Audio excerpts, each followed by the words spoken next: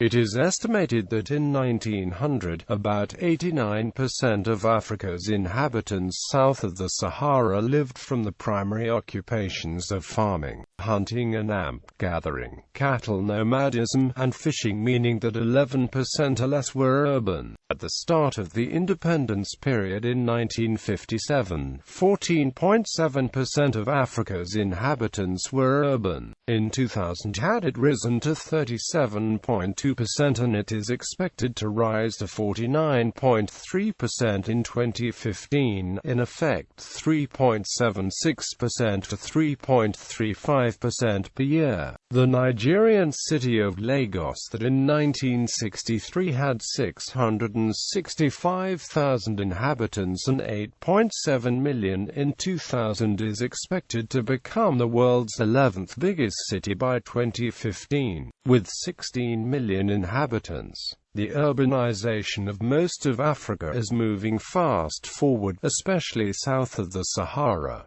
Pre-colonial times. Nile Valley. The earliest known cities of Africa emerged around the Nile Valley. Alexandria was founded in Egypt in 331 and is famous for the lighthouse Pharos, for a legendary library, and for the martyrdom of Hypatia of Alexandria, while more Greek papyri were preserved in the sands of Egypt than anywhere else in the ancient world. Relatively few from Alexandria still remain. There were also many early cities in Africa south of the Sahara. Meroe was one of the major cities in the Kush kingdom. For several centuries after the sacking of Napata in 590 BC, the Meroitic kingdom developed independently of Egypt, reaching its height in the 2nd and 3rd centuries BC.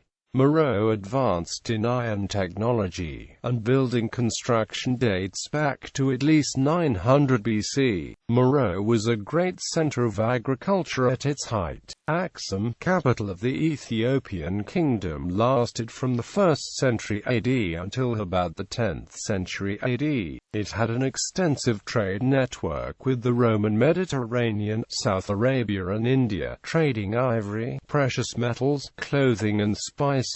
Axumian stone artwork monoliths has been preserved, and bear proof of their advances in quarrying, stone carving, terracing, building construction and irrigation. West Africa. Between AD 700 to 1600, cities in the West African savanna emerged from the trans-Saharan trade. Some of the more prominent were Kambisala, Timbuktu, Jenne and Gao. Arabic scholars like Ibn Khaldun have been a very important source of historical accounts from this area and period. Gold mining, iron technology, pottery making and textile production were the important technologies. In the commercial and capital center of Ghana Empire, Kambisala, an elaborate economic system including taxation was developed. In the West African forest region, cities developed among the Yoruba, Fulani, Hausa people, as well as in the Ashanti Empire and Benin Kingdom. As well as being commercial and political centers, they worked as spiritual centers. Central Africa. In the Central African equatorial region, cities could be found in what is today Congo, DR Congo, Angola, Zambia, Rwanda and Burundi. In what is now Zaire, Musumba was the capital city of Luanda. Important cities: Mbanza, Congo, capital of the Congo Empire; Ryamurari, capital of the Ndowe Kingdom, Rwanda; Kiguba, capital of the Ganda Kingdom. Coastal East Africa. In this region a Swahili Anglo-Muslimic culture emerged. Important cities: Malindi, Gedi, Mombasa, Zanzibar, Kilwa. Technological developments included coin minting, copper works, building craftsmanship, boat building, cotton textile. External trade was very active and important with Asia and Arabia. Southern Africa. Great Zimbabwe is one of the more famous pre-colonial cities of Africa. Its great enclosure is considered the largest single prehistoric structure in Africa. See also, List of African territories and states by date of colonization. List of pre-colonial African cities. colonial times, with the Berlin Conference of 1884-85 as a foundation. Africa was apportioned among the European powers. In 1914 only Ethiopia and Liberia were left as independent states. The remainder of the continent was under British, French, Portuguese, German, Belgian, Italian or Spanish control. It was the interest of these powers that governed the borders. The continent had almost no urban population, and the colonial powers had not started to invest much in its pieces. A good example is northern Nigeria, that in 1900 had a budget of £100,000, a military force of 2,000 Hausa soldiers and 120 British officers. With this, they were to govern an enormous area with a population of about 10 million people. The economic and administrative politics had the greatest effect on urbanization. The important export products, cash crops and minerals had to be transported to the harbor towns for export. For this, railway transport was needed, and to run the colony, administration and personnel was needed. The central administration was often placed in harbor town, but there was not developed any network of small and middle-sized cities. New cities were placed in an existing settlement or at a completely new site. Completely new cities were especially developed in the copper zone to house the mine workers. Examples include Johannesburg and Kimberley in South Africa, Ndola and Kitwe in Zambia, and Lubumbashi in Dr. Congo. A strong centralized political system was also important in the development of early urban centers, for example in the Ndebele Kingdom under Malikazi and later on Lobengula. Some cities were used and some were ignored. Close to the main lines of transportation, the cities grew, while towns that were ignored by transportation and administration in effect disappeared, as for example Kukawa and Dahomey. It was in the cities of transportation and administration that contact with government and commerce was possible. As a consequence, it was invested in these cities, leading to the need of workforce. The commercial politics of raw inputs exporting to finance the colony and develop Africa governed the way what cities that should grow. At the same time, the colonial powers became aware of the problems that urbanization brought with it. The rural-urban migration pulled labor away from the countryside where the important export products were made. The Africans usually lived in small spaces and under poor sanitary conditions. They were therefore prone to illnesses like malaria. The colonial government's response was not to improve the Africans' conditions, but rather to separate Europeans, Asians and Africans from each other and establish influx control laws. In South Africa, this resulted in the official policy of apartheid from 1950. This was also a policy that was especially common in settler cities, like Harare, Lusaka and Nairobi. With the economic depression in the 1930s, prices of African export products dropped. This in turn led to an economic downturn and unemployment. The mining workforce before the depression had been mostly temporary or seasonal, or often also forced labor. The workers therefore lived in mining cities away from home and their families in the countryside. For the 1920s in Belgian Congo and from the 1940s in South Africa and South and North Rhodesia, the mining companies started to prefer more permanent workers. The authorities changed the policies to facilitate the change, and after a while also moved the working men's families into the cities. The new policies tried to strengthen the authorities' control over land and city growth, and make life easier for the European administration. The effect of the apartheid and similar policies can be illustrated by comparing urban growth rate in southern Africa with that of the rest of Africa in the 1950s.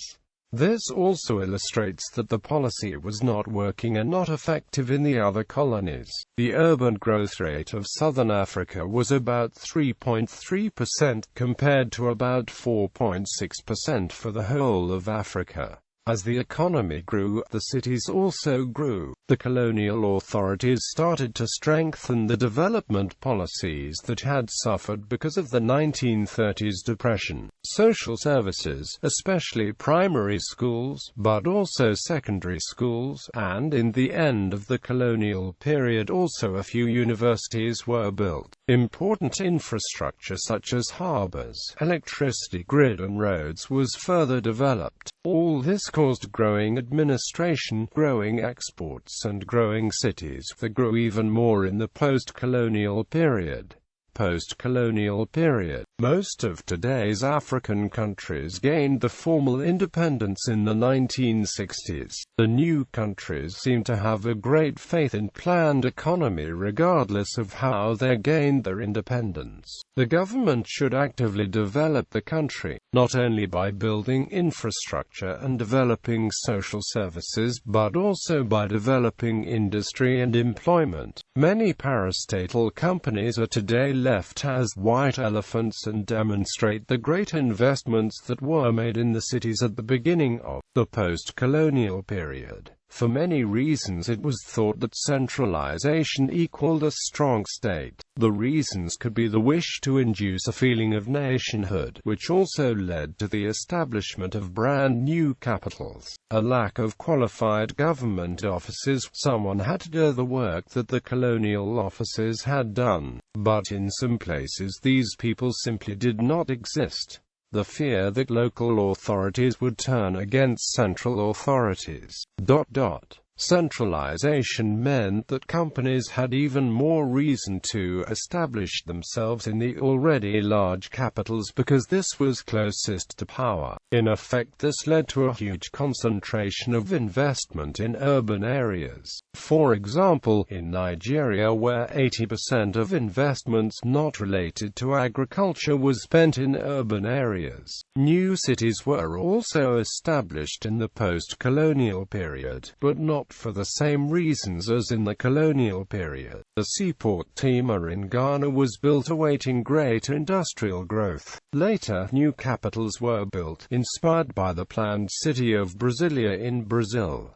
This happened in Malawi, Côte d'Ivoire and Nigeria. The new capitals were meant to give the nation a fresh start. They were supposed to be the beginning of a new golden future promised by the liberation politicians. As none of the new capitals have grown to more than about 500,000 inhabitants, they have probably not had much influence on the growth of the already established cities. Tema could be said to be a success as it is the most important port today, and together with Accra represent the biggest metropolitan area in Ghana. At the same time as influx control regulations were intensified in South Africa, this kind of regulation was weakened in the newly liberated countries. This led to more rural-urban migration in the newly liberated countries, and a stable decline in urbanization growth from 1950 to 1990 in South Africa. From Figure 1, one can see that after the end of apartheid in 1990, the urbanization rate grew from 2.29% to 3.41%, while it continues to sink in the rest of Africa. The abandonment of the influx control regulations in 1986 is a part of this picture. The city of Bloemfontein grew 51% between 1988 and 1996. Influx control regulation was active in South Africa until 1986/90, while in the rest of Africa they were more or less abandoned or without effect. However, even the remnants of these regulations could have an effect on how the cities grew, since they made it difficult to get hold of legally owned land. This again led to the illegitimate occupation of land. One reason for people wanting to move from rural to urban areas is that they think living will be better there. A comparison between HDI rank and urbanization level in Africa could show that there might be some sense in this belief. The 5 African countries that in 2001 ranked highest on the United Nations Human Development Index was also some of the most urbanized. See Figure 2. In some countries, rural inhabitants have been given even more reasons to migrate to the city by lower food prices in the cities, often because of pressure from trade unions. This in turn has led to lowered income in rural areas and therefore higher migration to urban areas. Finally, it should be mentioned that war and economic misconduct have led to the dilution of rural resources and periodically very high rural-urban migration. At the end of the 1980s, there were only 18 African countries that had not experienced a military coup against the government. Summary: the urbanization rate in Africa is slowing, but so is the population growth rate, much because of HIV/AIDS. The big cities of Africa will probably continue to grow, but the future is as always uncertain. In 1994 it was expected that Lagos would become the world's third biggest city with 24.4 million inhabitants by 2015. But in 2001 this was adjusted to the world's 11th biggest city with only 16 million inhabitants. This shows how uncertain the numbers are, and how unpredictable the African population development is. It is evident that, like in the rest of the world, the African urbanization process has mainly been influenced by economy. The colonial powers placed ports, railways and mines to economically strategic places. The cities have both in colonial and post-colonial times been economically prioritized. People came to these places for nationalistic pride, work, administration, education and social services. The exception is South Africa, who, with its strict influx control regime and apartheid policy, to a certain degree managed to control urban growth. It is nonetheless one of the most urbanized countries of Africa and now has a low urbanization growth.